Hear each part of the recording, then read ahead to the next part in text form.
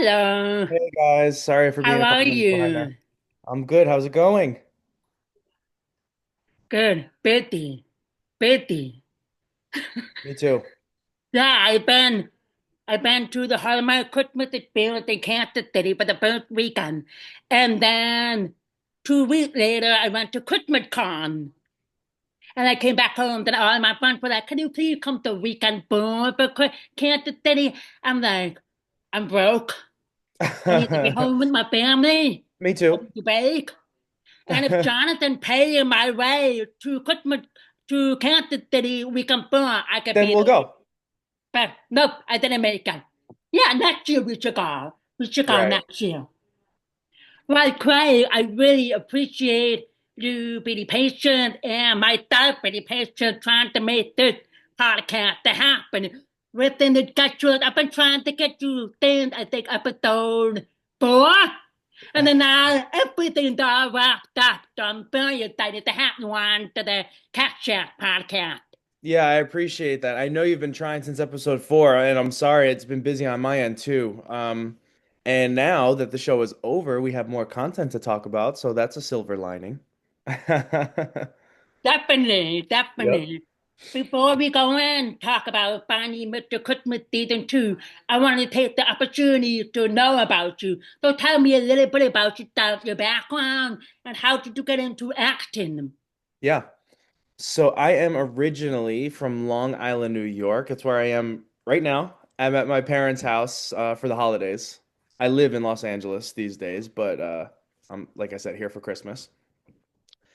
And my whole life was actually sports up until my early to mid 20s or so. I went to college to play football. I was a quarterback and I was going to the NFL. That was my plans. I was going to be a professional.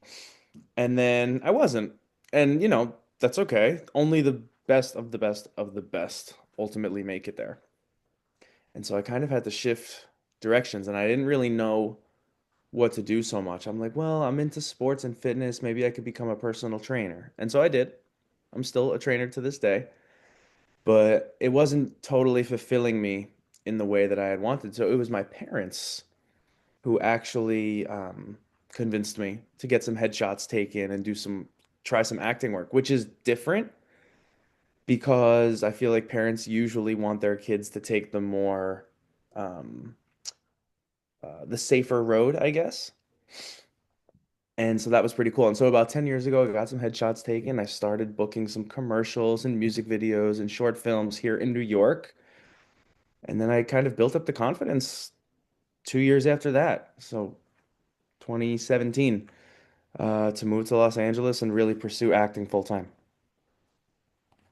Wow. So how was Yeah. the move to LA? Because I talked to most of my guests on my podcast. They were moved to LA to start something. It Yep. doesn't happen overnight. It takes No. some time to get the feel of acting, to do acting classes or improv. And what was your first big break in LA?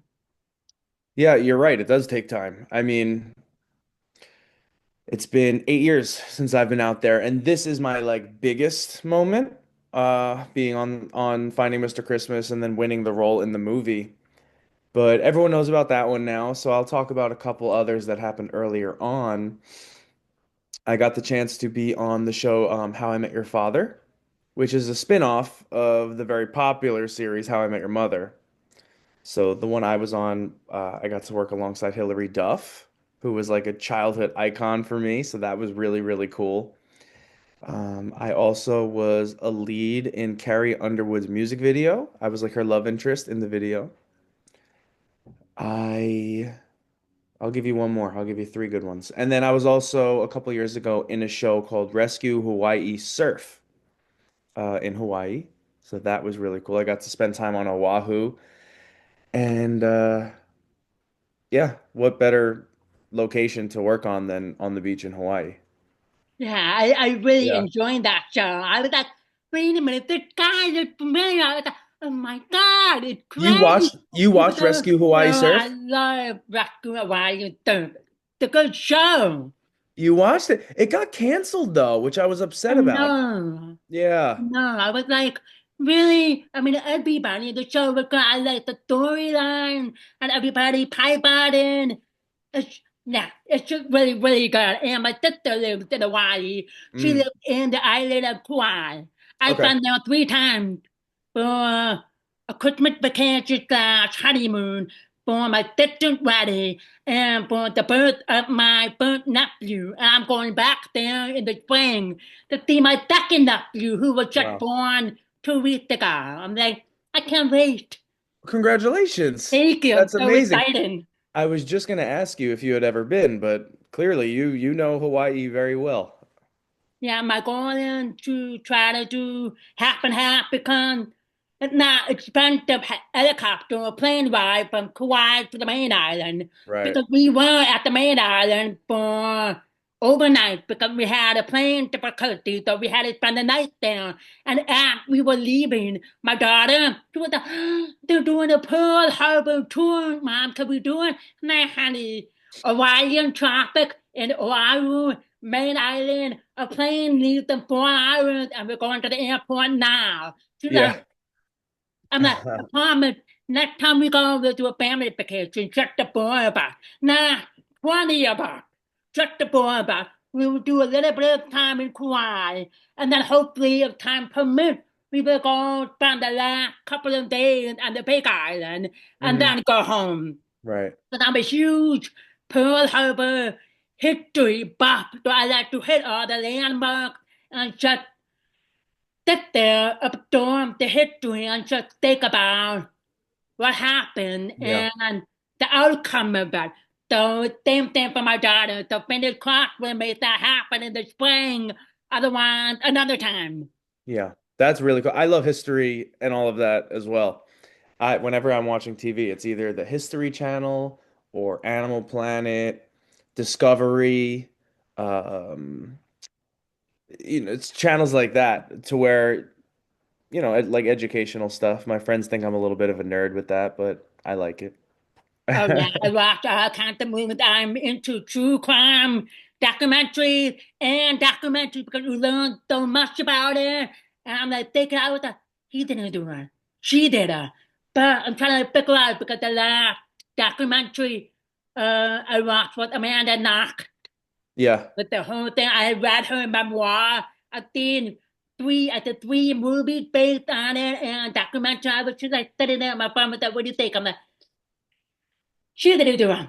Nah, it's complicated, but I don't think she didn't. I mean, have you read her book? They're like, okay, Kat. I was like, well, that's just me. If you think she did it, that's your opinion. Right. So it's really fascinating, really interesting of how they changed the concept of DNA binding from way back then, and they could open up anything now, and then Hmm. that person could be charged or be innocent. Yep. So there's so Yep. many things happening in the world, and it never stops. Sure doesn't. Yep. Okay, Craig. Finding Mr. Christmas season 2. How Yep. did you find out about Finding Mr. Christmas? What was the audition like for Finding Mr. Christmas? So I actually found out about the show in a very unique way. So there, as you know, 10 guys on the show. Nine of them, everybody but me, received a DM through Instagram. And so for them, it was kind of an easy process. They were already reached out to, they were already, there was already interest in them. But I didn't get any DM. I didn't even know the show existed. I was just at my apartment in LA, kind of frustrated over the audition process. It's like you do, because the auditions are from home nowadays. You set up your own little tripod, you frame yourself just like we're framed in this window right now, and you read with somebody off camera, and that's your audition. And I was getting frustrated with sending so many in and not hearing back because that's just the game. Most times you don't hear back. You don't book most jobs. And I was like, what can I do to stand out? How can I propel myself forward in a different, unique way? And I said, you know what? Let me just throw on a nice outfit and drive down to the Hallmark building. I live in Sherman Oaks. It's in Studio City, 10 minutes away. I drive past it all the time. And so I said, let's just give this a shot. Let's just walk in unannounced, No appointment. They don't know who I am, nothing. The worst they could, my thought process was the worst they can say is no. The worst they can say is thank you for coming. We're not interested in chatting with you. Please go home. But I took that chance and I did exactly that. I just said, "Hi, my name is Craig. I don't have an appointment. I'm sorry to just kind of walk in like this, but I think I'd be great for the Hallmark Channel. So I was wondering if someone would be willing to sit and meet with me." And the casting director actually took the time to speak with me, told me about Mr. Christmas, and then about a month later I was cast on the show. So pretty cool. A bit Did you different than the prepare? other guys. Yeah, to prepare yourself for finding Mr. Christmas season two by watching the previous season. I asked a couple of other guys. They got some guys were like, yeah, and one I think it was Logan. I went in blind. I did not watch the first season. I just went in and showed them Yep. what I'm made out of. So how to do prep yourself from watching season one. If you did, what kind of notes or mental ability you were able to take with you while competing for season two? Well, believe it or not, my approach was similar to Logan's, and it was done purposely. It was done purposely. I didn't want to watch the show and then get too caught up in what it is that they were doing because obviously the challenges are going to be different. The pri like awards or prizes at the end of the festive face-offs are going to be different. I knew it wasn't going to be the same. I already understood the format of the show, so I wasn't worried about that, but I didn't want to get in my own head and get stuck and kind of overthink things. So I knew being myself would give me my best shot. And so that's the only piece of advice that I took in kind of going into the show. And it worked. Definitely, because I was watching season. I tell these guys every time I have them on my podcast. Every guy I've had on my podcast, I will go back to the beginning and I will watch all of the episodes again to get a new perspective. I just try to remember all behind the scenes. And it made me like really exciting for them and everything. So I wanted to know how did you feel about walking up into that house, knowing that it's going to happen, your journey gonna be for the next Hallmark leading man gonna happen. How did you feel when you open the door, seeing a couple of guys there? Yeah, yeah. Uh, it's funny. I was a bit nervous at the very beginning, as I think most people would be. And I've said this story before in another interview, um, but I think it was pretty cool. Pulled up to the house, and the first person that I see is Jonathan. From a distance, though. He's kind of down the dirt road walking toward the house. And he shouts, he's like, "Hey!" And I'm like, surely he can't be talking to me. I'm like, I haven't met him yet. So I'm looking kind of behind me, I'm looking around me, and he was talking to me. He came up to me, gave me the biggest hug, and I was like, "Oh my gosh, okay, this is great." I'm like, "You just calmed my nerves." I didn't know how he was going to be. I've seen great things, I've heard great things, but when you meet someone in person for the first time, it could be a bit different. But man, he just welcomed me with the biggest hug and the biggest warm. He had such warm energy, and so that calmed my nerves and really settled me down. And I'm like, okay, this is serious business because we're competing for a show, but it's also supposed to be really, really fun. And Jonathan just approached me with that fun, warm, kind, loose energy. And that was kind of another reminder, to just be myself, go out there, have fun. Definitely. I mean, I like to see more of these healthy, fun, realistic reality shows because some of the reality shows, people are just in it for the money or in Yeah. it to win it or something. Yeah. But I feel like this is a nice, fun breath of air for Hallmark and because after each season, the guys from first season and this season leave with 10 or more friendships with the Yep. guys on the show and the host and the Hallmark lady ladies as The guest well. judges, of So course. Yep. Definitely. I mean, I really enjoyed every episode and a little bit of the star quality challenge. And I went back to Jonathan after every episode. I'm like, Jonathan, are you kidding me with it right now? You're going to make the guy do this. And yeah, James pre-approved. Okay, let's see how that goes. So, out of the whole season, what do you think was the most challenging star quality challenge for you? The most challenging star quality challenge. Let me think on that. There were three that jumped out to me right away. The first one was right off the bat was the skiing scene with Janelle.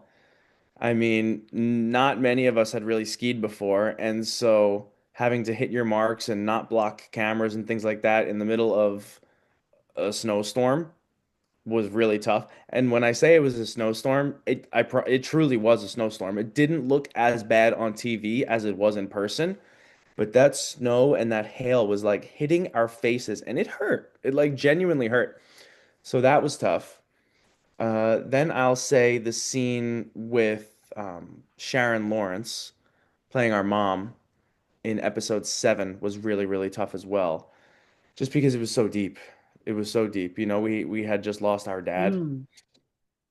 And not only that, but our real life moms, mine, Marcus, Angel, and Rustin's moms, were there watching on the monitor with Jonathan and Melissa. So you want to make your mom proud, you want to do really, really well, but at the same time, you kind of have to forget about that in the moment and just be present with Sharon or mom. And doing that in a vulnerable way was definitely a challenge. And then the last one that popped out was the final scene. Just so much on the line, so much at stake. We had come a long way since then, so like the acting, being in front of the cameras, all that at that point was a breeze.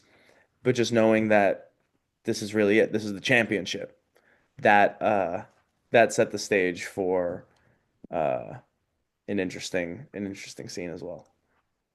Yeah, I mean, all of them are really good. And how you portray yourself in each episode, I think the guys open up more and more Yep. and more. And you would put a little bit more witty, little quick, little comedic in all of the scenes. So I really like that. Thank Okay, you. let's see what Craig had done for us tonight. What I really liked the most was your strategy, your bold move with Hmm. the reindeer. Yeah. Like giving everybody, you are not letting anybody off easy. I was like, because Angel was like, here they go, no, wait a minute. We're going to give them exactly the opposite. Yeah. So what was the purpose for that? Because you were trying to help the guys open up and be challenging during the 15 feet above the air photo shoot at Reindeer. Yeah. So you're nicer than me. The way you said it was that I was trying to maybe help the guys open up and to maybe stretch them beyond what they're comfortable with. That wasn't really my thought process. My thought process was let's give them the reindeer with characteristics opposite of who they are. That way, maybe they can't really do it all that well. And it would give me, Gabe, and Robbie the opportunity to kind of stand out, having chosen our reindeer. Does that make sense? Uh, that was my thought process behind that. But at the end of the day, it was not an evil move. It was not like a backstabbing move by any means. It's a silly, lighthearted competition. Like, regardless of which reindeer we all got, we were all going to be up there doing the same thing, uh, kind of making a fool of ourselves, but all in good fun. And that was kind of my thought process there. Definitely, I mean, I thought the whole photo shoot was amazing. I was looking at each of the shots and the final photo. What was the challenge about? Because I know some guys were going up and they don't have a really good sense of core, or they Yeah. try to play along with the wind Yeah. or the string that you dropped and that gets in the way. So how did you feel about yourself up in the air, taking direction from Heather, Jonathan, and just be calm in the sky? So I didn't love that challenge. I'll be straight up. I'll be honest. It was really uncomfortable, that harness. Obviously, it kind of digs into your legs, your stomach, it's not the most pleasant thing in the world. But once you're up in the air, you kind of forget about that. And my strategy was to lean into the silliness of the competition. There were other competitions like all of the star quality challenges that were like really, really serious acting work. This one felt a little more silly and like we had more room to play because who's really good at being harnessed, being thrown up 15 feet in the air and acting like a reindeer? Nobody. And so I kind of just leaned into that, like I said, and just had fun with it. My reindeer was Comet, the firecracker. So once I saw the word firecracker, I was like, that's it. Free reign to do whatever I want. You saw me. I was upside down. I had water in my hair. I was biting on my bit. I just threw out all my insecurities and just went for it. It landed me in the bottom three. I didn't have to step down, if you remember. I didn't have to step down to the chopping block. But they did mention that while it was fun and while it was risky, just also combine that a little bit more moving forward with some grounded energy. And it was a good note, a good learning moment for me. I know you were probably at the bottom. I think a couple of times. I can't recall how many times. When you feel like two times. Okay, that's right. A couple of times. How did you feel about it when you found out that you were at the bottom too, but you moved up? So what was your feeling and what made you think, okay, this is serious, this is real.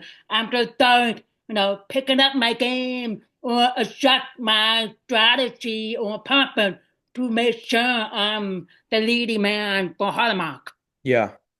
So I was in the bottom two twice. It was episode 4 for the talent show, and then episode 7 when our mothers were there. Sharon was there. Episode 4, I felt okay. I was in the bottom, but I knew, I knew I had done enough to stay alive. I was like, there's no way I'm going home yet. There's just no way. I came out of the gate so hot with Santini and then the acting scene on the slope. I'm like, this I've done well enough to get past through this episode. And sure enough, I was right. But what I will say is when I was in the bottom two again in episode 7, I did not know who it was going to be. It was me and Marcus down at the bottom. And I could feel his energy. He could feel mine standing next to each other as Jonathan's talking to us before one of us have to go home.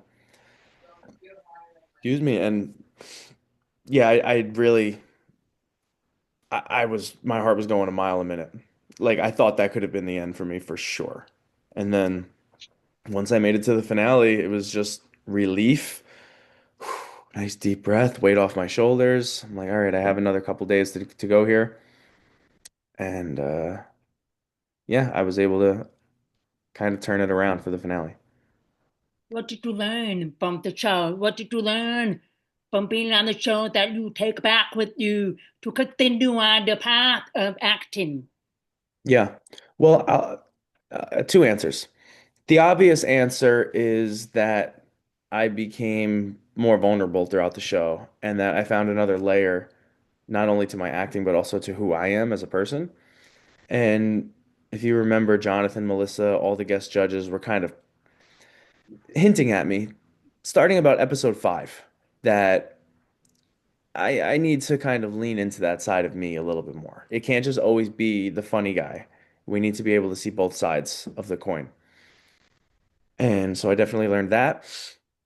And then the other thing was I didn't learn it, but it was validation that I think I'm pretty darn funny. Like I did pretty well in the comedic scenes and in the festive face-offs and things like that. And that was really comforting to know that other people outside of my immediate circle, my family and my friends, also took a liking to kind of my comedy. And that's going to give me a lot of confidence moving forward anytime I have a comedic audition or job that I can nail it.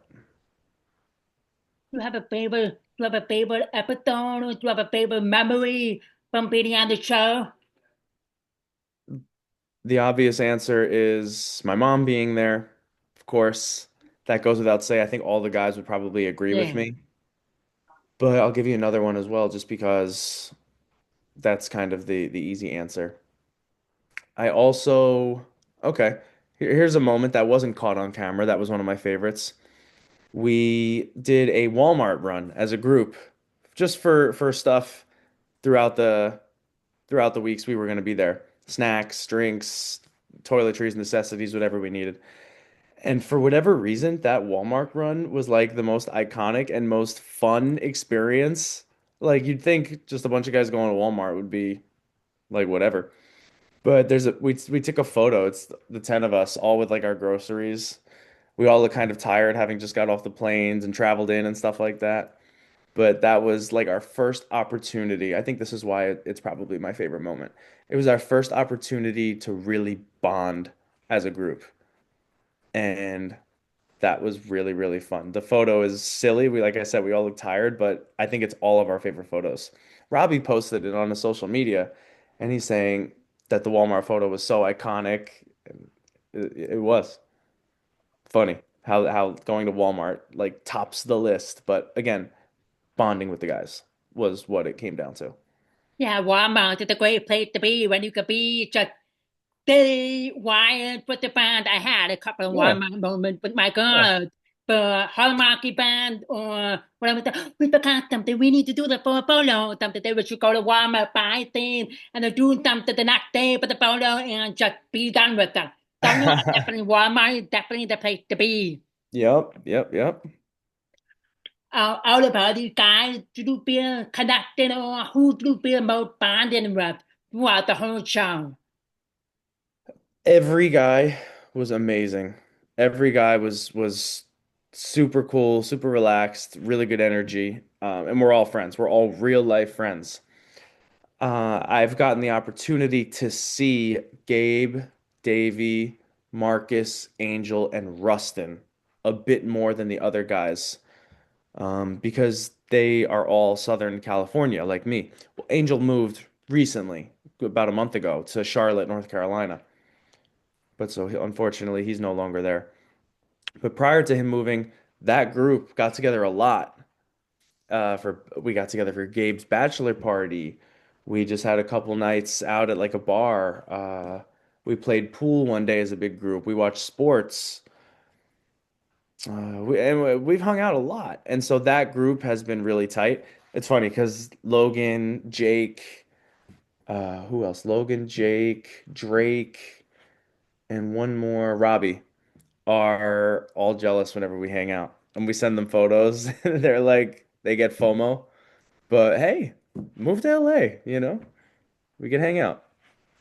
Hopefully one day too now that you had the Finding with the Christmas reunion special, I really enjoyed that. It was just reliving everything and just seeing the guys thinking how could that be? I mean that show was really special.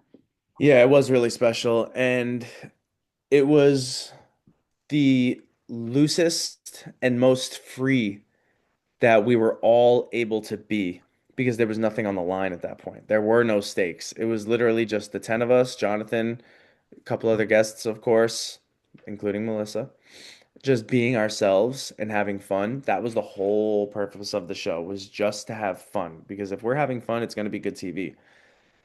The show, of course, was fun in its own way, but there was always something on the line. So we had to kind of approach it a little bit differently. This was just loose, free, and I think it came through in the reunion episode that we were just there having a good time. Definitely. All right, let's talk about Make It or Break It Holiday Hmm. with Yep. Hunter King and Evan Roderick. I saw the movie, I want to say maybe 4 or 5 times. And I gotta keep going. It is so good. It is so funny. And it's Yeah. just, and then when I watched you play Hunter's brother, Reed, I was out watching. I tried to picture the three finalists, you, Angel, and Rustin per episode 8 with the movie maker with Aaron Krakow and Yep. McLean Dalton. Fantastic. All three of you did fantastic. And there was a different connection or a different reason. I'm like, yeah, he can make it work. This one I'm Mhm. not so sure. Oh, that one there. So watch the movie. I watched it 3 times. I'm like, okay, I'm gonna focus Western. I could not feel any Western vibe because Western is more charismatic, smooth, confident. He would be better off as the romantic person or an act lover or something, but not more of a brother. With Hmm. Angel, he showed more emotion. He wears emotions on his sleeve. So he could be a brother or a cousin or something. And then when I watched it, I was like, okay, we're going to focus on Craig. I was like, this is the war of the crack, definitely. You checked off everything on my checklist for being a brother. You show witty, you show the quirk, you show a little bit of comedic humor and a little bit of dry comedian. My favorite part was when she was telling you to roast her. You were like, I'm not comfortable with that. No, come on, Yeah. roast me, give it to me. What do I need to do?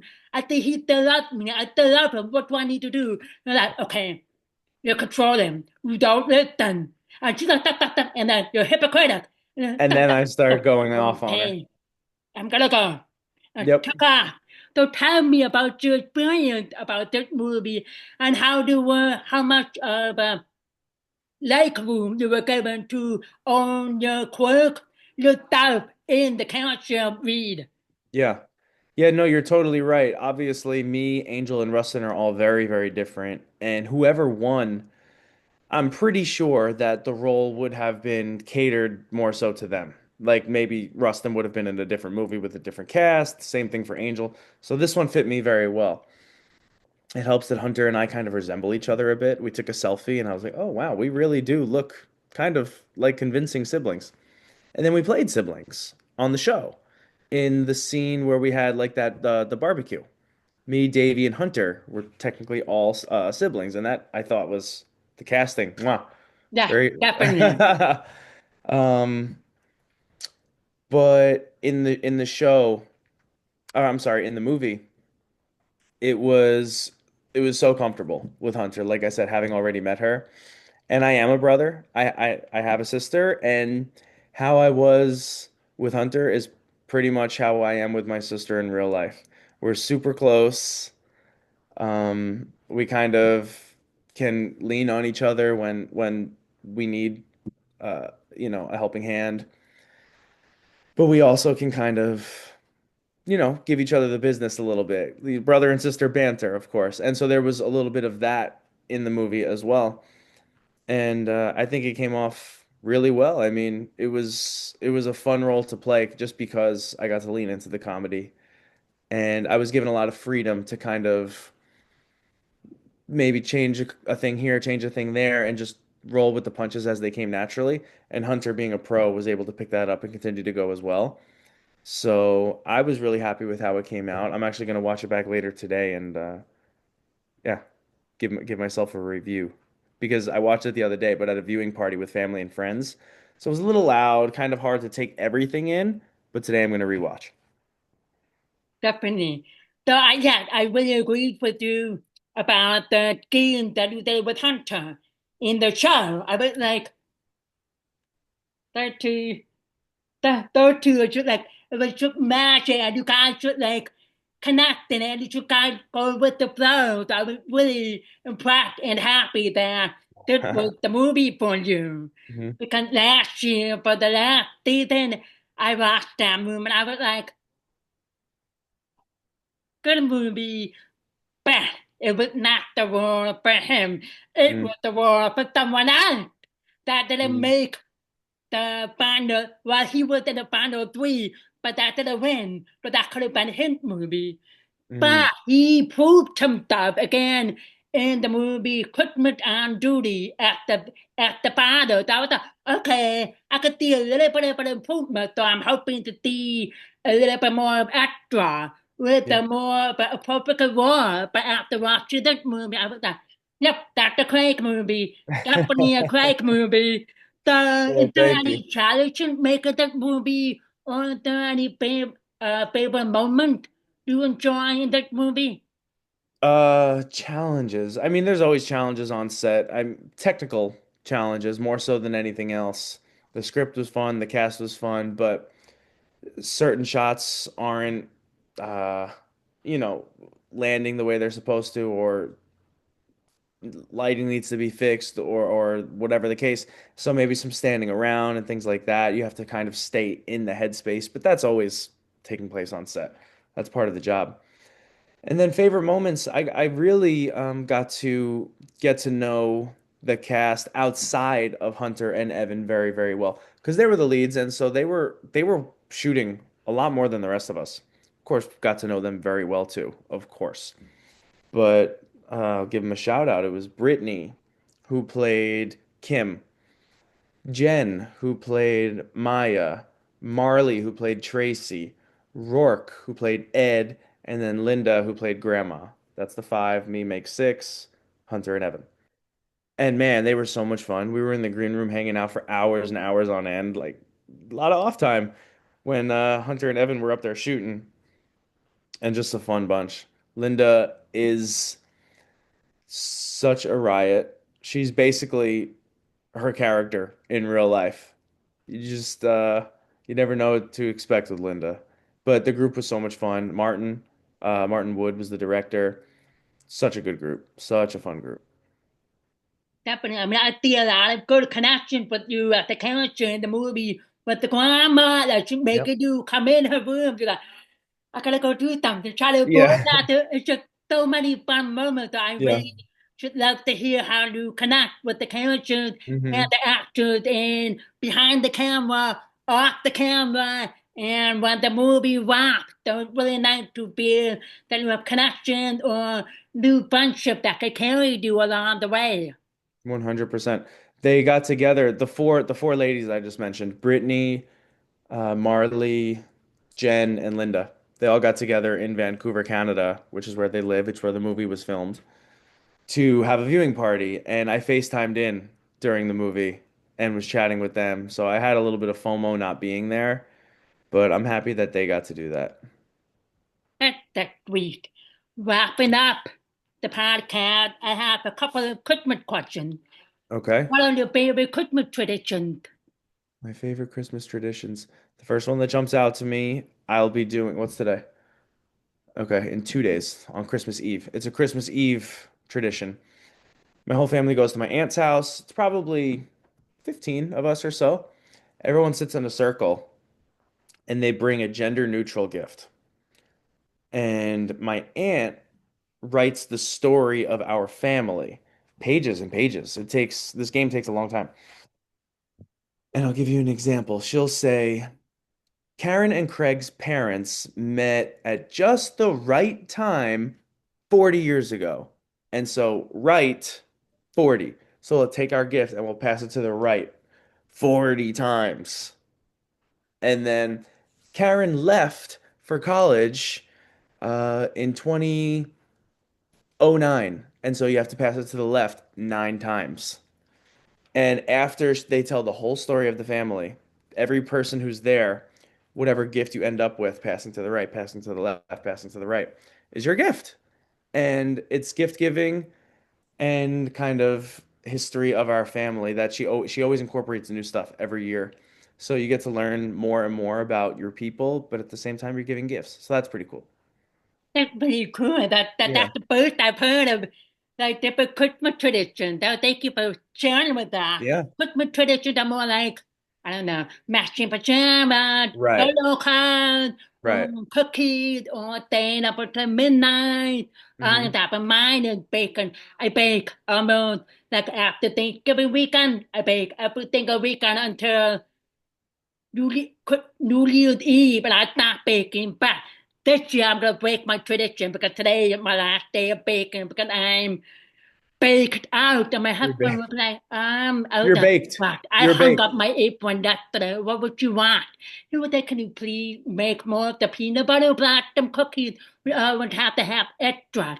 I'm like, okay, sure. So after this, I'm gonna be baking one more time with the one batch of cookies. So I should love to bake. I don't really cook, but I Right. bake.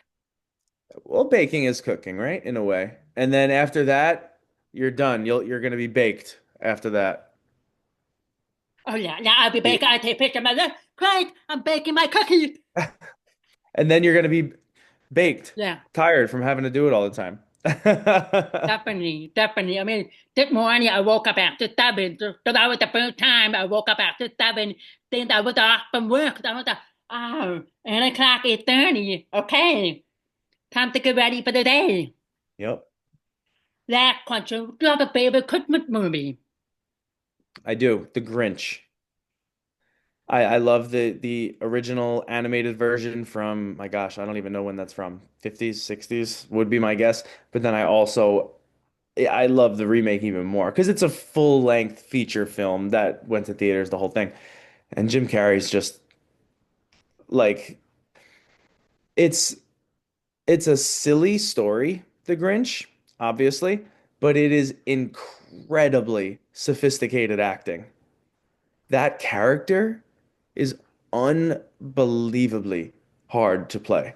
All people don't realize, like, yes, he's being silly, yes, he's being funny. That's kind of what they see, but unless you're in the industry, you might not realize all the work and technicality that went into that. So funny and so good. So definitely The Grinch, but by a lot. That's my favorite movie, my favorite Christmas movie.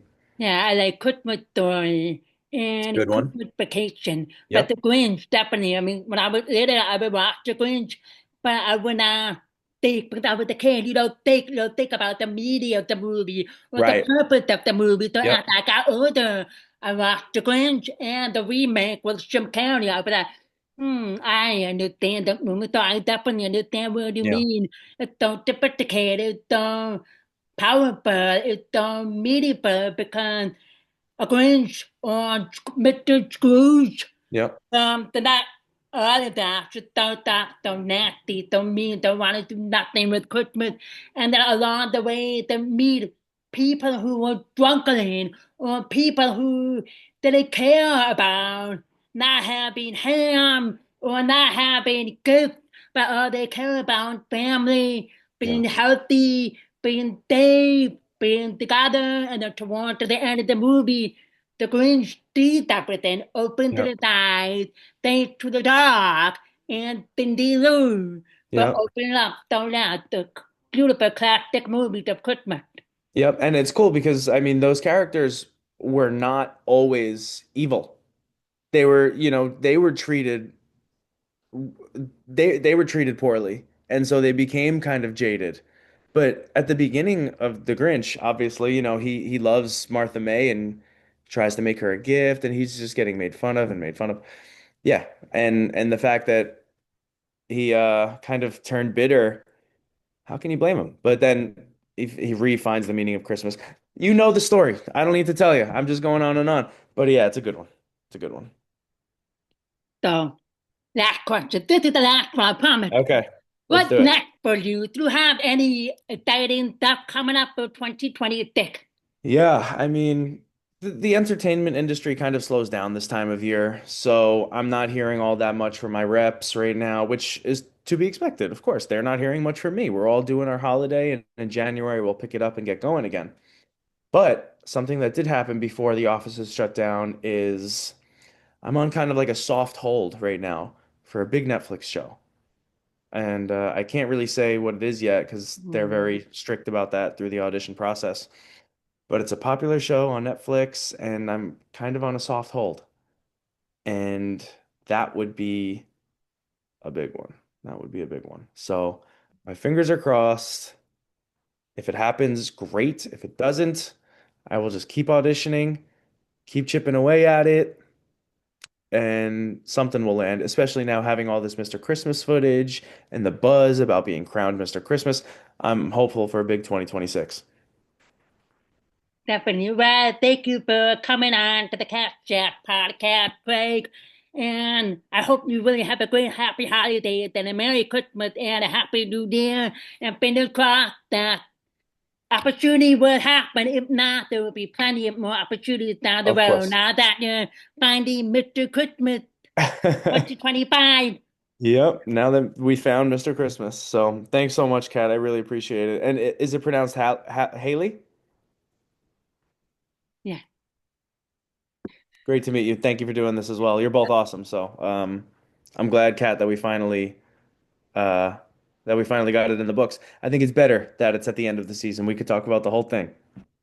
Definitely, I have a couple more guys to reach out. I mean, Gabe and Knock, and I'm fingers crossed for Drake and Okay. Davey.